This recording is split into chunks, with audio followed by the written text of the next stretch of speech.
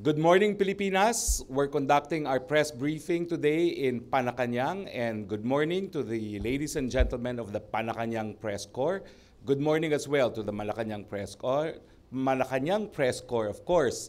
Please send in your questions by text or any other means.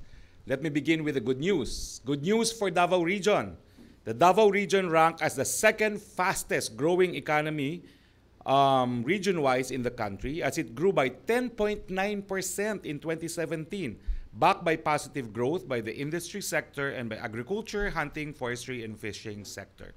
In particular, industry grew by 19.1% in 2017, led by expansion of construction at 38.2% and manufacturing 11.4% subsectors. This is followed by agriculture, hunting, forestry, and fishing with its 1.7% growth, brought by the 1.9% percentage recovery of agriculture and forestry subsectors. The government is committed to accelerate the growth of the country within the 7 to 8% range this year. We are confident that this target can be achieved through the full implementation of the Build, Build, Build program. Another good news, we are pleased to announce that the Philippines continues to be the growth leader in Asia according to ASEAN Plus 3 Macroeconomic Research Office, a regional think tank and trusted policy advisor to the ASEAN Plus 3 region. The AMRO reported that the Philippine economy remains robust and is expected to grow by 6.8% in 2018 and 6.9% in 2019. This is because of the buoyancy on the country's exports and improvement on the budget execution. The implementation of the Build, Build, Build, the government's biggest infrastructure program, is also expected to boost growth momentum.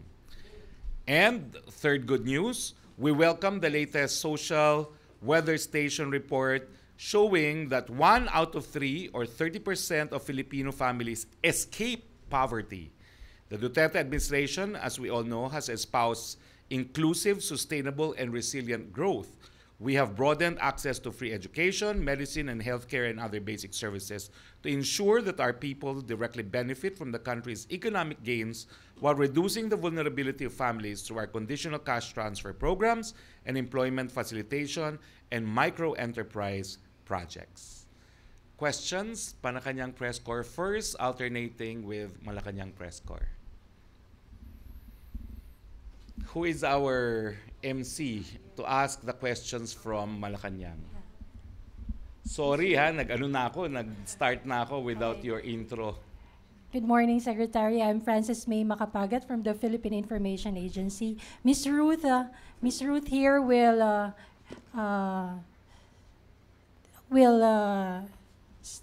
read the questions from the Malacanang Press. Okay,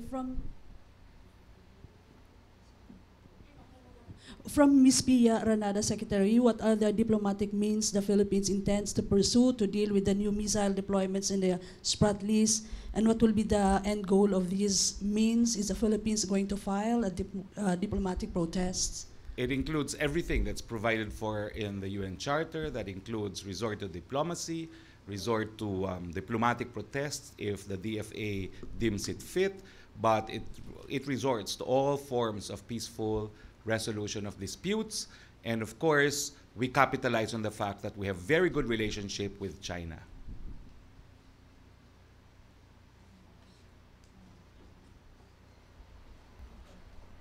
Okay. Other From questions? Local media, yes, please. Yes, Miss. Follow sa question ni Pia. May recent na insights ba si President sa inyo kaugnay nga po doon sa missile system na yun? After sabihin ng DFA na they're still verifying it, may additional comments ba yung President about it? Kagabi po, nagsalita naman ng Presidente, no? Ang sabi niya, talagang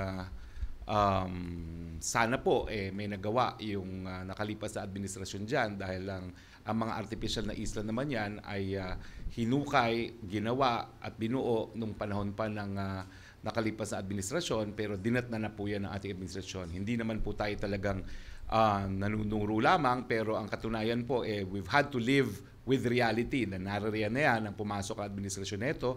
At ang tingin nga natin, dahil sa matinding pagkakaibigan ng mga bansang Pilipinas at China, wala namang banta ang mga pangyayari dito sa mga artificial na isla nito sa ating bayan. Dahil nga ang magkakaibigan naman ay hindi gumagamit ng dahas laban sa isa't isa.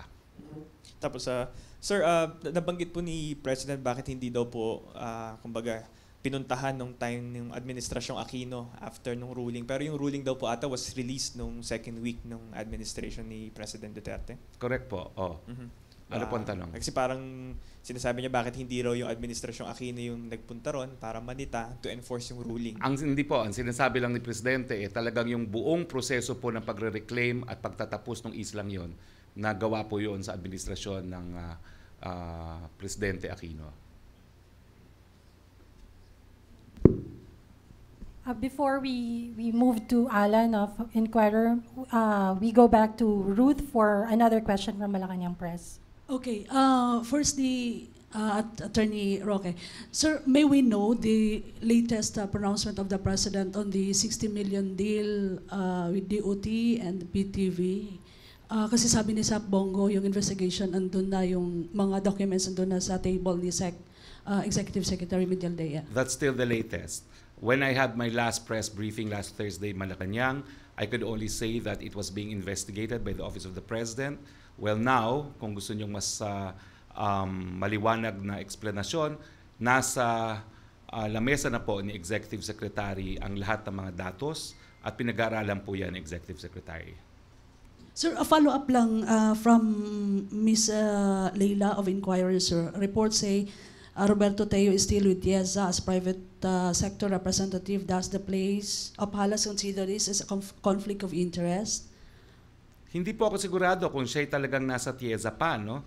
Pero aalamin ko po yan. At sa Lunes po, sa regular press briefing ko, ay sasagutin ko po yan. Aalamin ko po, sa Lunes, sasagutin ko yan. Pero hindi ko po alam kung talagang nasa TIEZA pa ang Mr. po ni Secretary Teo. Thanks, sir. Mr. Alan Nadal. Hello. Good morning, Sec. Follow-up ko lang ulit doon sa paglalagay ng China ng missile.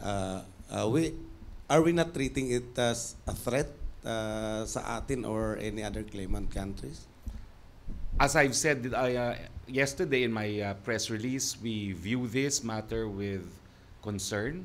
It is because we know that any form of militarization, but we are not concluding that actually this is because we're still verifying. Let me begin by saying we are still verifying. Everything that we have read on the papers is based on a US media report, which really we should not completely rely on. Okay, so we are first verifying if it is true, and we have not had any verification.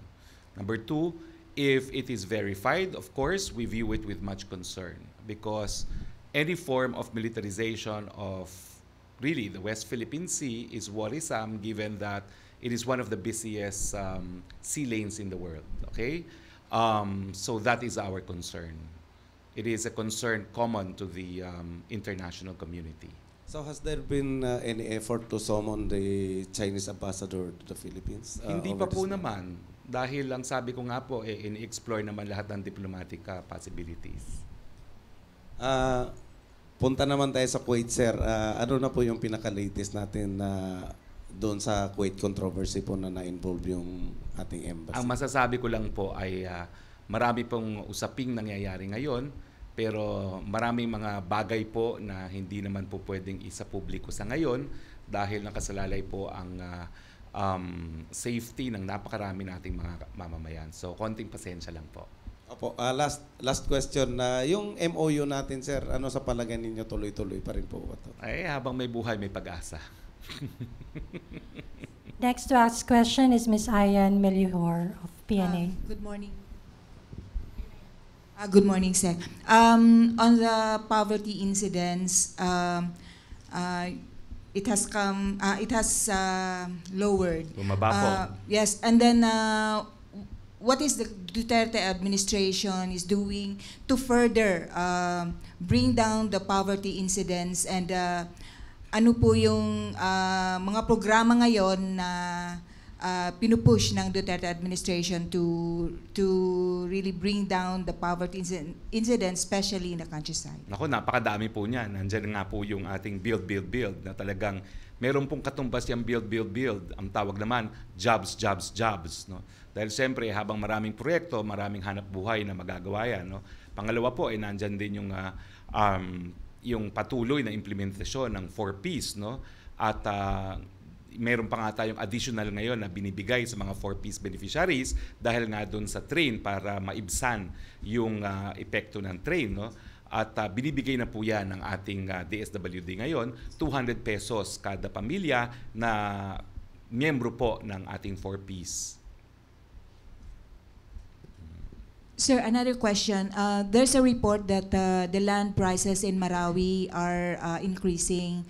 Would this not hamper the government project to rehabilitate Marawi? Siyempre po, naging mas mahal yung halaga ng rehabilitate ng Marawi kasi yung mga pagbili po ng lupa hindi lang para sa mga pabahay kundi doon sa iba pang mga developments naging mas mahal ngayon sa Marawi, no. Pero yan naman po ina-address ng ating gobyerno, no. At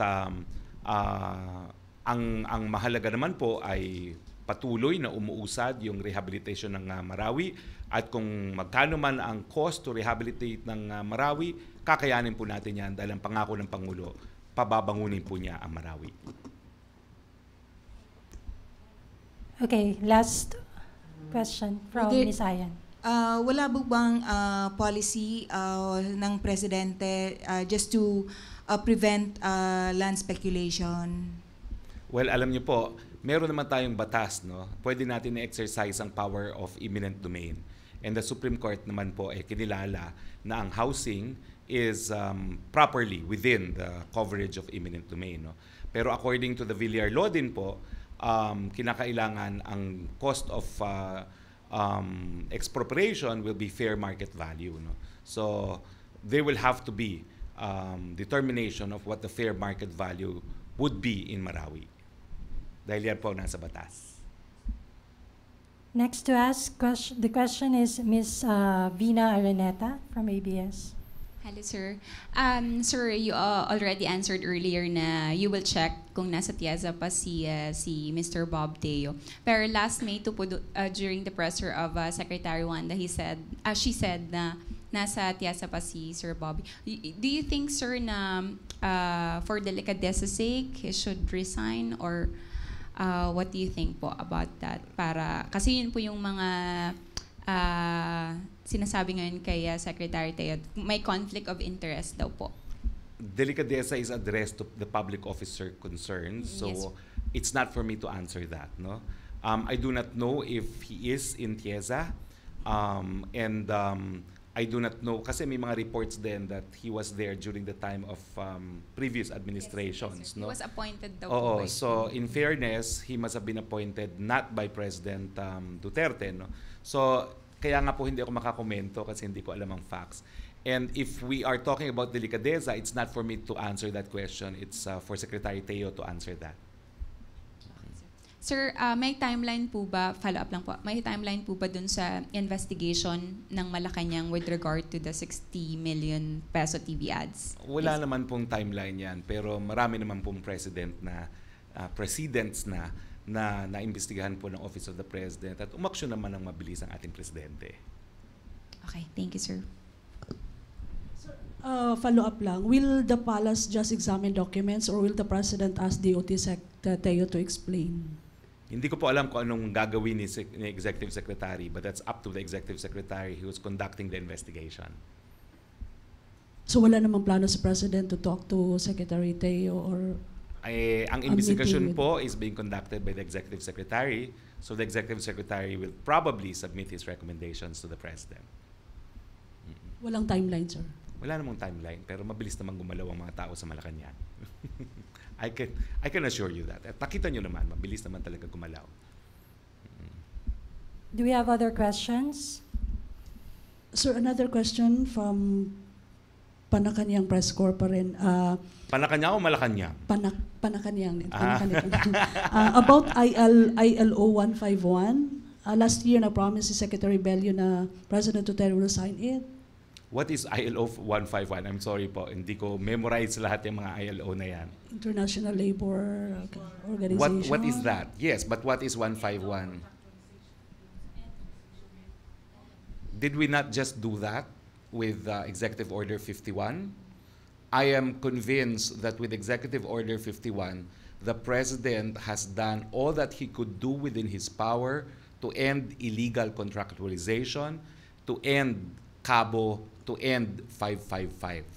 Hanggang doon na lang po ang magagawa talaga ng Presidente dahil wala naman po siyang legislative powers. Executive powers lang po talaga siya.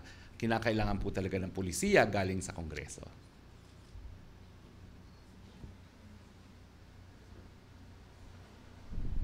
Ms. Rose Bernales, you have a question? Okay, Alan. Follow-up lang ulit, sir. With all these controversies involving some secretaries, is the President still trusting of them? Well, I think the President, unless he fires a secretary, has trust and confidence in them. But I think, when there are controversies, he will investigate and he will make decisions, painful as they may be. But I think he already has a track record. Yes, sir. I think the people can trust the President that he will do the right thing. Yes, kasi the latest controversy is being questioned by some sectors, saying na while the President was quick to fire some officials in the past, ngayon medyo hindi daw yata ganun. Alan, wala pang isang linggo lumabas itong impormasyon nito. I don't think that's fair. Araw pa lang ang binibilang natin nang lumabas yung COA report. Di ba po? Hindi naman ito taon na. Yes, Araw pa lang, kailan ba lumabas ito? Parang naitanong sa akin ito ata Thursday. Lumabas ata ito Wednesday. Oh, hindi naman ata fair yun na matagal na hindi mabilis. Medyo matagal sa tingin ng iba, sir. Ay, wala pa pong isang linggo. Huwag naman, Alan. Sir, yung balikan ko lang yung EO, sir, 51, since private companies naman daw yun. How about in the government? In the government? Yes, sir. Alam mo, ang gobyerno po kasi, we're governed by different sets of laws, no? So, syempre po, meron ding gagawin ng presidente, dapat siya ng gobyerno. Ang problema po kasi, kinakailangan may mga plantilla positions para mawala ang contractualization. At para magkaroon tayo ng mga bagong plantilla positions, dapat yan, ibigay din ng Kongreso sa pantaunang budget. So again, it lies with Congress. Nung nasa Kongreso pa po ako, sinabi ko, kinakailangan ng Department of Public Works ng parang 30,000 more posts, no? Pero of course, DBM could not give them 30,000 more plantilla posts, no? So konti lang yung naibigay, no? Hindi ko maalala ngayon kung ilan yung bagong post na naibigay sa 2018 budget. Pero ganun po naman yung dilema pagdating sa gobyerno, no? Gustuhin man natin kinakailangan ma-provide yang mga plantilla post na yan sa pamamagitan ng provision sa National Appropriation Law. So Okay. actually po, mas complicated pagdating sa gobyerno kasi usaping kinakailangan talagang bumuo ng batas at usaping pera, saan kukunin yung pera para masupport yung mga actual plantilla positions para hindi na maging contractual yung mga taong gobyerno. Thank you. Ms. Ayan Melior, you have a question? Sir, dun sa peace talks with NDFP, clarification lang dun sa 60-day na sinasabi po ni President Duterte. When would that start?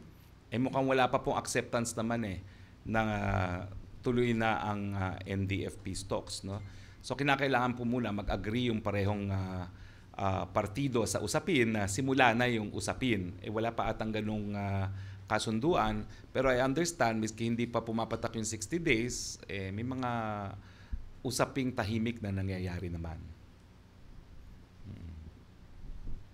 May ano po ba, sir, follow up dun sa mga call ni Presidente from the government or from NDFP that they are willing but they're still discussing among them members ng NDFP panel to push oo. this one? Hindi ko po alam kung ano talagang kondisyones at ano yung nangyayari sa panig ng NTF. Siguro po silang tanungin natin.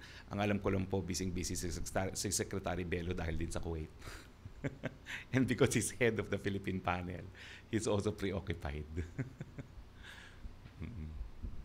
Okay. Miss Ruth. MPC, a question pa rin from Rose Novenario. Hi, Rose. Hinimok ni Duterte yung publiko na tangkilikin ng PTV ngayong nabulgar na malaking pondo nito napunta sa pribadong kumpanya. Ano ang gagawin niya? Ano? Anong tanong? Hindi ko maintindihan. Yung pondo daw, oo. Pero what's the question po? Rose, hindi ko maintindihan ang question. Test case ang PTV DOT sa documented alleged plunder sa ilalim ng Duterte administration. Anong tanong? Hindi ko maintindihan. Sabi ni Rose na hinimok ni Duterte yung publiko na tangkilikin yung PTV. So ngayon na nabulga na yung malaking pondo nito napunta sa private company lang, yung bitag nga ng mga tulfo. Pero what's the question? Hindi ko maintindihan, Rose, kung anong gagawin ni question. President dito, sir? Iniimbestigahan po itong bagay na ito, Rose. And as you know, investigations will eventually lead to decision. Yun po. Okay? So ano yung latest kay Secretary Cayetano, sir, na may mga panawagan ngayon for his resignation? Well, ang sinabi ko lang po, I'm not in a position to comment on the cause for him to resign because that's addressed to him, but the President continues to have full trust and confidence on Secretary Cayetano. May mga tanong pa po? Okay? Kung wala Thank na, you very much, Panacan, and thank you very much, Malacanang Press Corps. Magandang umaga po dito sa Davao at sa buong Pilipinas. thank you, Secretary. Thank you. Nako, Christine Mendez.